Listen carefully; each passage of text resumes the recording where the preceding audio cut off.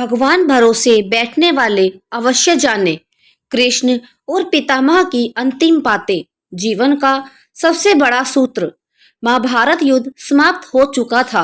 युद्ध भूमि में अत्र तत्र योद्धाओं के फटे वस्त्र, मुकुट, टूटे शस्त्र, टूटे रथों के चक्के, छत्र, युद्ध के अवशेष आदि बिखरे हुए थे। वायुमंडल में पसरी हुई थी घोर उदासी। गिद्ध, कुत्ते, सियारों की उदासी और डरावनी आवाजों के बीच उस निर्जन हो चुकी थी। उस भूमि में द्वापर का सबसे महान योद्धा देवव्रत भीष्म सरसैया पर पड़ा सूर्य के उत्तरायण होने की प्रतीक्षा कर रहा था। अकेला। तभी उनके कानों में एक परिचित ध्वनि शहद घोलती हुई पहुंची। प्रणाम पितामह। भीष्म के सूख चुके अंधरों पर एक मरी हुई मुस्कुराहट तैर उठी। बोले, आओ देवकी नंदन, स्वागत है तुम्हारा।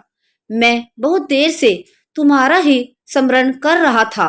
कृष्ण बोले, क्या कहूँ पितामह, अब तो यह भी नहीं पूछ सकता कि कैसे हैं आप। भीष्म चुप रहे। कुछ क्षण बाद बोले, पुत्र युधिष्ठिर का राज्य अभिषेक करा चुके केशव, उनका ध्यान रखना। परिवार के बुजुर्गों से रिक्त हो चुके राजप्रसाद में उन्हें अब सबसे अधिक तुम्हारी ही आवश्यकता है। कृष्ण चुप रहे। भीष्म ने पुनः कहा, कुछ पूछूं केशव? बड़े अच्छे समय से आए हो। संभवतः धरा छोड़ने के पूर्व मेरे अनेक भ्रम समाप्त हो जाएं। कृष्ण बोले, कहिए ना पितामह, एक बात बताओ प्रभु, तुम तो ईश्वर हो ना? कृष्ण ने बीच में ही टोका, नहीं पितामह, मैं ईश्वर नहीं, मैं आपका पुत्र हूँ पितामह, ईश्वर नहीं।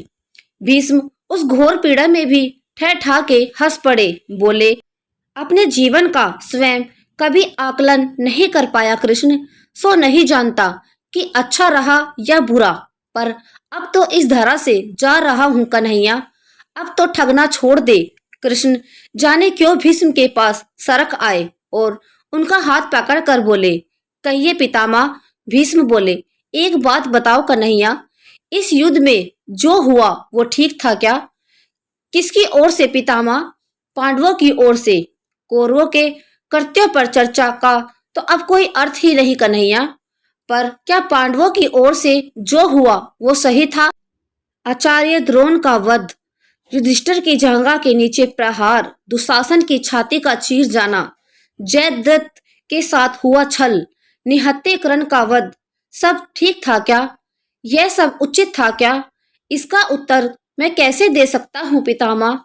इसका उत्तर तो उन्हें देना चाहिए जिन्होंने यह किया है। मैं तो इस युद्ध में कहीं ही नहीं था पितामह। अभी भी छलना नहीं छोड़ोगे कृष्ण?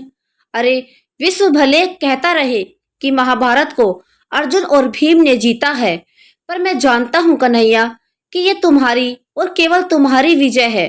मैं तो उत्तर तुम्ही से पूछूंगा कृष्ण। तो सुनिए पितामह, कुछ बुरा नहीं हुआ, कुछ अनैतिक नहीं हुआ, वही हुआ जो होना चाहिए था। यह तुम कह रहे हो केशव? मर्यादा पुरुषोत्तम राम का अवतार कृष्ण कह रहा है, यह छल तो किसी युग में हमारे सनातन संस्कारों का अंग नहीं रहा, फिर यह उचित कैसे हो गया? इतिहास से शिक्षा ली जाती है पितामह, पर निर्णय वर्तमान की परिस्थितियों के आधार पर ही लेना पड़ता है। हर युग अपने तर्कों और अपनी आवश्यकताओं के आधार पर अपना नायक चुनता है।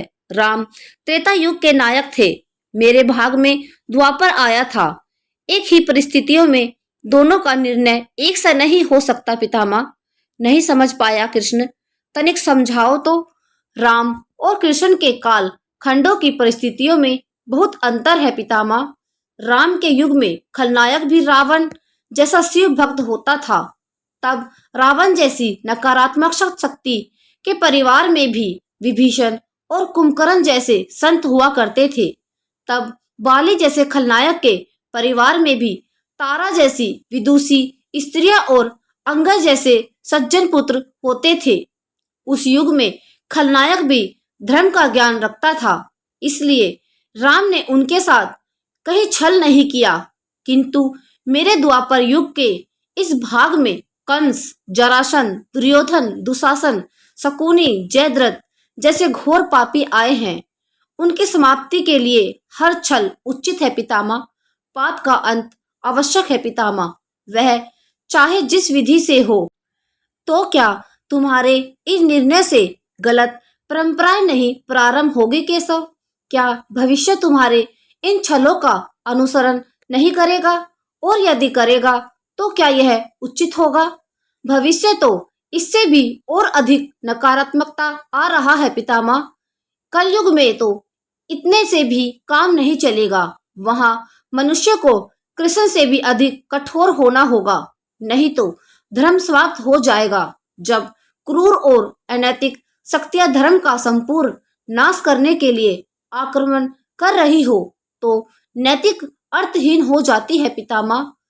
तब महत्वपूर्ण हो जाती है विजय, केवल विजय। भविष्य को यह सीखना ही होगा पितामह।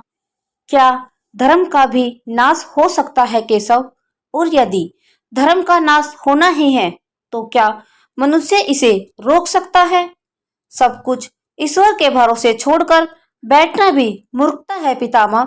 ईश्वर स्वयं कुछ नहीं करता, सब मनुष्य को ही करना पड़ता है। आप मुझे भी ईश्वर कहते हैं ना? तो बताइए ना पितामह, मैंने स्वयं इस युद्ध में कुछ किया है क्या? सब पांडवों को ही करना पड़ा है ना? यही प्रकृति का संविधान है। युद्ध के प्रथम दिन यही तो कहा था मैंने अर्जुन से, यही परम सत्य है। भीष्म अब संतुष्ट लग रहे थे, उनकी आंखें धीरे धीरे बंद होने लगी थी। उन्होंने कहा, चलो कृष्ण, यह इस धरती का अंतिम यात्री है। कल संभवतः चले जाना। अपने इस अभागे भक्त पर कृपया करना कृष्ण। कृष्ण ने मन में ही कुछ कहा और भीष्म को प्रणाम कर लौट चले। पर युद्ध भूमि के उस डरावने अंधकार में भविष्य को जीवन का सबसे बड़ा सूत्र मिल चुका था। जब अनैतिक और क्रूर शक्तियां धर्म का विनाश करने के लिए आक्रमण कर रही हो तो नैतिकता का पाठ आत्मघाती होता है। तो दोस्तों, यह कहानी आपको कैसी लगी कमेंट में जरूर बताइए। वीडियो को लाइक करें, शेयर करें, हमारे चैनल को सब्सक्राइब करें। Thank you.